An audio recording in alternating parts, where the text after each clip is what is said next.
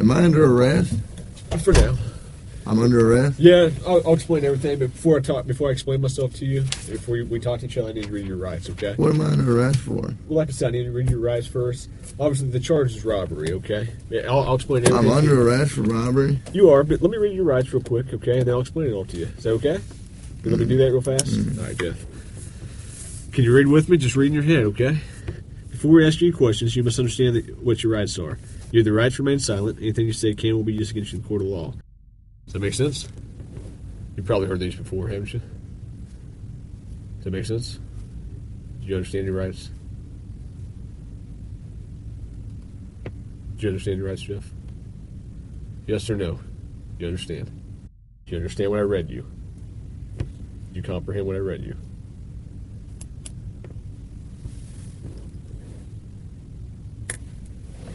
Jeff, I'm just here to talk to you and figure out what happened and move you on out of here at least some of it. So you understand the rights I read to you?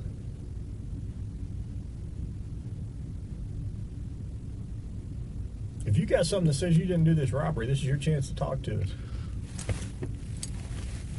Okay, good cop. This man has been struggling with addiction for the past 14 years, and now he has been arrested for armed robbery in the state of Georgia. According to the laws in this state, that crime carries a minimum sentence of 10 years without parole. Jeff, do you understand your rights? Yes or no? I'm not asking if you want to talk to me at this point. I just want to know, do you understand what I read to you? So am I under arrest? Yes, you're under arrest. Get me back to the cell. I don't talk to you motherfuckers. Okay, fair enough. You want a Coke? Yeah. Jeff is now in a terrible situation, caught up in two issues simultaneously. The first is that he has been arrested several times before, and he knows that if he is recognized as a repeat offender, his sentence could be much longer than 10 years. The second issue, which is evident in the picture, is his addiction problem. It has been hours since his last use, and these conditions have become unbearable for him, with intense cravings for heroin, muscle pain, anxiety, restlessness, rapid heartbeat, and high blood pressure. I need methadone. You need methadone? Yeah, you guys can get me that methadone? Yeah. I don't have any. Do you have medication for it, or a prescription for it? Or? No. What do you need methadone for? Because I'm a fucking junkie, and you guys, I can't get no methadone. I'm gonna go through withdrawal here in a minute. Where do you usually get your methadone from? I don't get it. I get heroin. How long you been using heroin? Long time, buddy. What are you trying to talk to me about here? Talk to you about what happened last night. Look, here's the deal. Either you're in a bad set of circumstances, or you went and committed an armed robbery last night. Yeah, right? I'm in a shitty, wrong place at the wrong time, obviously. I didn't commit no fucking armed robbery. All right, then let's talk about this. Let's I not don't talk to the police, man.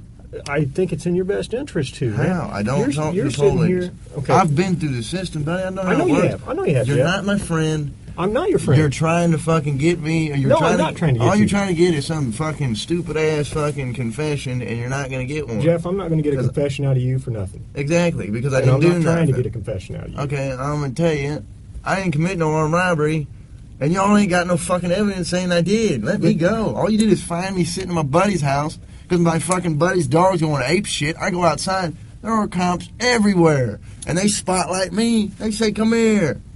I say, what's up? They search me. They ain't find nothing. In a case like this, strategic silence, body language analysis, and empathy will not work. Therefore, the interrogators will likely need to focus on a different approach. However, according to the law, they must first read the suspect his Miranda rights. Read this. No, yes. Because I'm not going to sign it. You don't have to sign it. But let me read it for you, okay? I'm not signing nothing. You don't have to sign it. Let me read it. You already read it to me earlier. I know we did, but I'm going to read it to you again. Thanks for the Coke. You're welcome. Before we ask any questions, you must understand what your rights are. If you cannot afford a lawyer and want one, a lawyer will be provided for you. If you decide to answer questions now without a lawyer present, you will still have the right. You also have the right to stop answering at any time until you talk to a lawyer. Do you understand the rights I've explained to you? No. Huh? Yeah. Okay. Tell me what happened last night. Plain and simple. Your side of the story. I'm not talking to you. I'm a lawyer. All right. This is what I don't understand. I know, but this is what I don't understand, Jeff. You were sitting there talking just like you were ready to sit here and tell me what happened last night, and then all of a sudden I read that to you, and you screw it, I ain't talking to you. I want a lawyer. I don't understand that. What changed? Because I told you what I already told you what happened. You didn't. How didn't I? You didn't tell me what happened last night. How didn't I just tell you what? But now you've handcuffed me, and I can't talk to you because you asked for an attorney. So okay, that's fine. But I will tell you right now, you're still on a hold for a robbery. I know. I don't know why I need a fucking lawyer because obviously I didn't do nothing. And obviously you guys know I didn't do nothing because I've been arrested for the same bullshit before and you guys don't interview me this much. So, wham bam, thank you for the coke. Put me back in the cell. What's that? Just my feeling.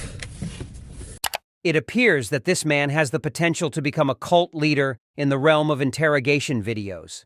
Despite his involvement in various crimes, he has become extremely popular.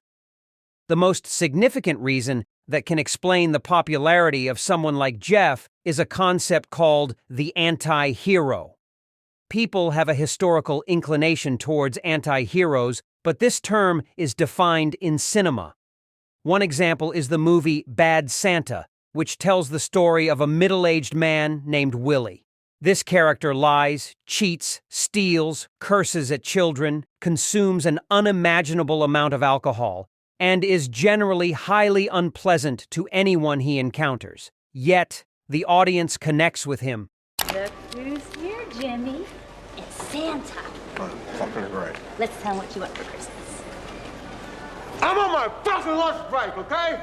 Anti-heroes have a weakness or flaw just like all of us, and that vulnerability sets them apart from untouchable traditional heroes. Now, in Jeff's situation, many of us may not fully comprehend over a decade of heroin addiction, but we understand the swamp he is trapped in and the pressure he is enduring. Whatever answer he gives in these moments will truly shape his entire future, because if he is recognized as a criminal here, he may end up in prison for the rest of his life. All right. I know we did this twice, but I gotta do it again every time, okay? Before I ask you any questions, I gotta read your rights. You understand that? Okay. Go ahead and sign there. Let me take your gift off. Look, I'm not signing nothing. I don't want to Okay, sign you don't have to sign anything. You understand your rights, though, right? Yeah. That's all I need is a verbal yes? Yeah. Okay. So when's this coke gonna be here? Or is that just a fairy tale? It's coming. He's getting there right now. He'll be here in about 2 minutes. Just watch the soda machine. It tastes good. Mm-hmm.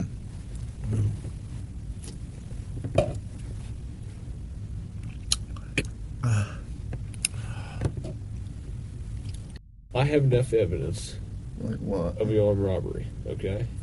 We had a similar technique in Brent's interrogation as well. I know you did. I saw you in your shirt, arms fully extended. The difference is that, in that case, the police actually had evidence against the suspect. But in this case, the interrogator doesn't have concrete evidence, and Jeff knows this. But, you know, if you're saying you didn't do it, you need to give me your side of the story. I didn't do it. Okay, well, give me your side of the story. You got to, convince me. Because I got a lot of evidence. I got a lot of physical evidence. Well, like what? Name the physical. Well, I don't need to, why should I tell you that? I mean, you haven't been helpful to me at all. Because I don't believe that you got any evidence. There's only a couple pieces of evidence I'm missing. Name them. What's that? Name them. Well, why do I need to do that? You haven't helped me out at all. You give me a little bit, I give you a little bit. We go back and forth. I give you one of my pieces of evidence, now give me a little something. No, anything I say here can and will be used against me. Sure, but anything you say here, I can also tell your parole officer that you helped me out. That doesn't. The interrogator knows everything about Jeff's past, especially the similar crimes he has committed. Now, by dangling the possibility of parole in front of him, the interrogator wants to force Jeff to confess, essentially showing him an exit strategy. There's no way. I didn't do it. There's no way. How drunk were you? Were you drunk? No, I was pretty sober. So you're in your right mind. You remember everything about the night, right? Yeah. So you couldn't have done something not remembered. You couldn't have gone and robbed the place and not remembered? Fuck, no. Okay, so you would remember if you robbed the place. Yeah. So I'm willing to go to the prosecutor, I'm willing to go to the parole officer and say, this guy's a good guy, he helped me out. Hey. Initially, it seems like the interrogators want to wear down the suspect's resilience through repeated questioning. That's why, despite Jeff requesting a lawyer, they bring him back into the interrogation room.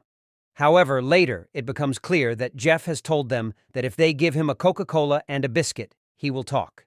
That's why he has been brought back here again. I know you don't want to go back to jail, right? Back to prison. Well, fuck. It looks like I am. If and you're gonna charge me with some bogus shit, you guys don't. I mean, what do you got really? That I was at a buddy's house and I happened to come outside because you guys were fucking swarming the area and they Which door did you come out of?